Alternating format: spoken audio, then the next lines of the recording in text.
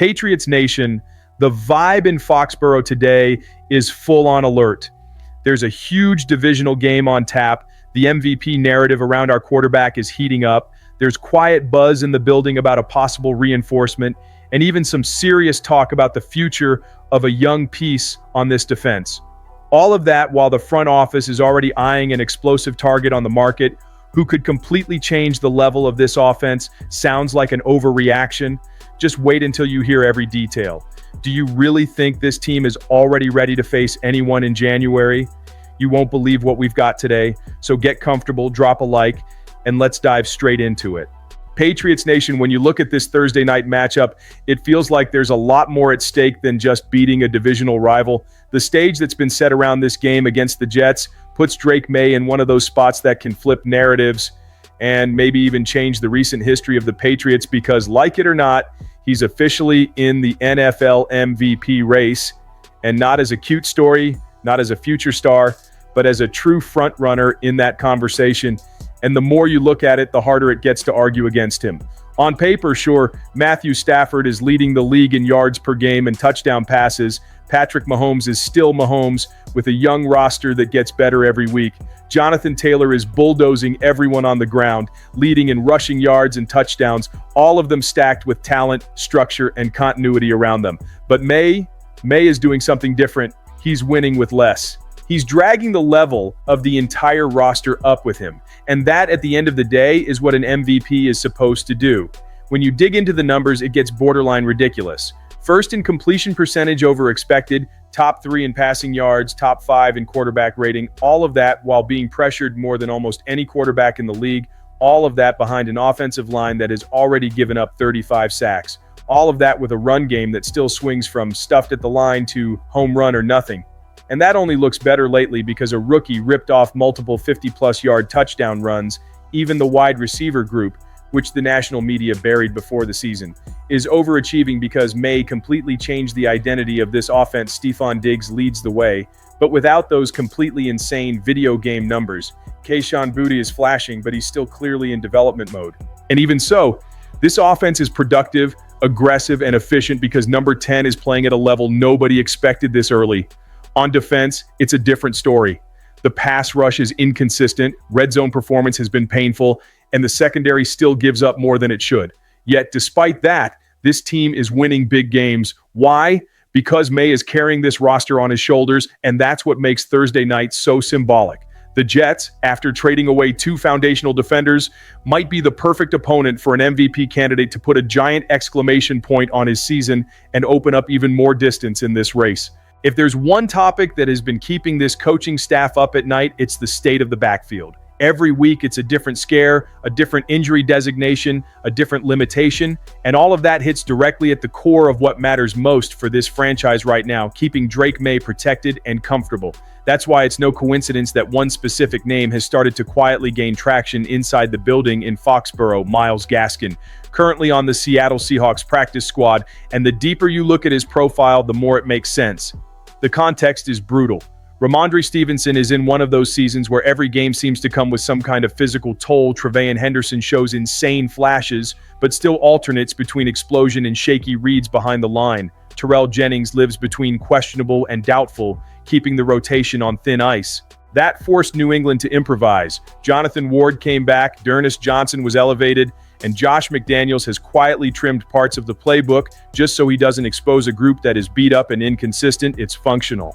But it is far from ideal for a team that's fighting at the top of the AFC East. And when you look for a single player who can check several boxes at once, Gaskin lights up like a neon sign. He's quick in tight spaces. He separates naturally from linebackers. And more importantly, he's trustworthy in pass protection. Something that matters a ton when your quarterback has already taken more hits than you're comfortable with behind an offensive line that still has ups and downs. Reports out of Seattle say he's been standing out in blitz pickup and in the execution of short routes, exactly the elements New England is missing to unlock concepts that are currently frozen because there isn't a healthy, reliable, all-around back. And this isn't just a warm body. Gaskin has starting experience, real production on his resume from his time in Miami, and the football IQ to plug straight into a system that demands quick reads of defensive fronts and instant reactions to late pressure for an offense that currently sits in the top 10 in yards and scoring but still struggles with consistency on the ground.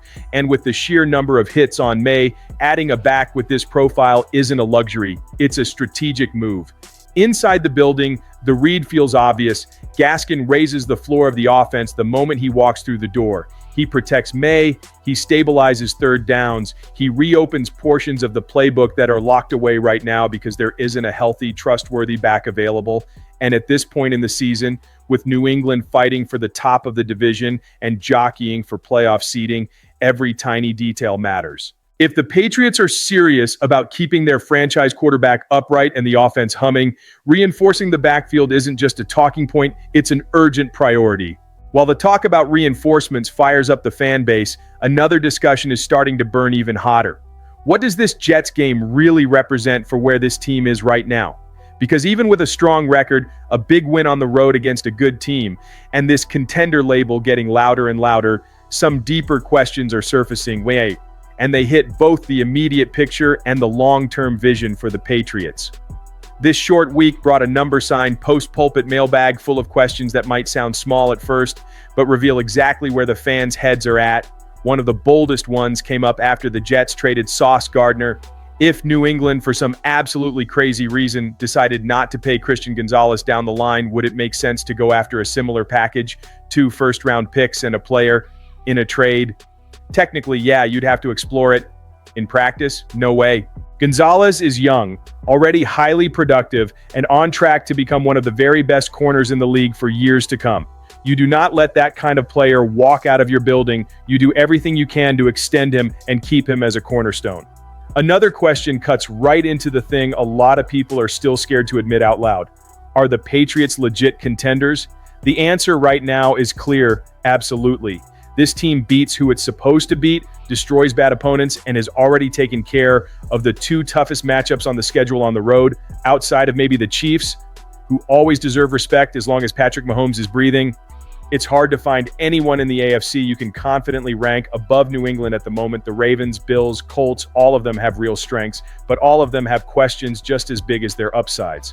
And when you've got a quarterback playing at an MVP level, that becomes the ultimate tiebreaker. One fan asked if we've already moved from will the Patriots make the playoffs to how many home playoff games will they get? And honestly, that's a fair way to look at it now. With the Bills hitting turbulence, their offense sputtering, and a brutal remaining schedule, the Patriots' chances of winning the AFC East are getting better every week. That brings a home playoff game into play, and this Jets matchup is part of that bigger puzzle. Then there's the eternal question about the run game. Can it get more consistent with the guys already here, or is this more of a wait until next year situation? The answer is somewhere in the middle. The potential for big plays is real. Henderson already proved that, but the down-to-down consistency still isn't there. Better execution, healthier bodies, and some smart tweaks using Maye's legs situationally can nudge things forward. But this is not going to magically turn into a pure power-rushing team overnight. Still, the identity is forming. And all of that makes this stretch run even more intriguing. If there's one thing this season has already made crystal clear, it's this. Drake Maye isn't just elevating the current version of this offense. His level of play is screaming for an even more aggressive investment around him. And that's where a name that keeps popping up in the background becomes really interesting, Alec Pierce, who's quietly turning into one of the most dangerous deep threats in the league with the Indianapolis Colts. Pierce is in the final year of his rookie deal, producing at a high level, and people around the league are already projecting that he's going to chase something around the $20 million per year range. That's a big number, and it could force some tough choices in Indy, especially if they're doubling down on Daniel Jones and trying to keep other pieces. For New England, though, this looks exactly like the kind of opportunity that separates aggressive organizations from the conservative ones. The Patriots are projected to have one of the largest cap spaces in the league for 2026, even slightly ahead of the Colts. In other words, if Belichick, Vrabel, and the front office truly believe this offense is one big receiver away from becoming terrifying, they absolutely have the financial firepower to go all in. And when you match tape and numbers, it gets even more intriguing. Pierce eats on the exact roots this offense already loves: comebacks, deep outs, digs, and go balls. He stretches the field, wins vertically, and creates the kinds of windows Maye loves to attack in that 10 to 20 yard range and beyond. It's not a coincidence that our quarterback is among the best in the league in those intermediate and deep shot metrics, and he's doing that right now with a receiver room that, outside of Diggs, was called a bunch of lemons by a lot of national voices. So just picture this. The same Drake Maye who already leads the league in yards and stacks up hero throws week after week, now having a fully healthy Stephon Diggs, Pierce as a true vertical WR1, Demario Douglas working underneath and in space, and Kayshon Boutte evolving as a physical complement. That's no longer just an efficient offense. That's an offense that scares defensive coordinators on Tuesday nights. Alec Pierce isn't simply a shiny offseason name. He's exactly the type of weapon who can turn a strong QB-WR connection into something borderline unstoppable, and it's exactly this kind of move that changes how the entire league looks at a franchise. You send a message that you are all in on your young franchise quarterback, and you force the rest of the AFC to respond. Patriots Nation, after everything we just walked through, it really feels like this season isn't just promising, it's transformative. Maye's MVP push, the smart search for immediate depth in the backfield, the team cementing itself as a real contender, and the possibility of landing an explosive weapon like Alec Pierce all point to a franchise that's back to thinking big. Every detail matters now. Every adjustment counts. Every decision can shape what happens in January. So now I want to hear from you. What would be your first move if you were running the show in Foxborough? Drop a like, hit the comments, and make sure you're subscribed so you don't miss what comes next.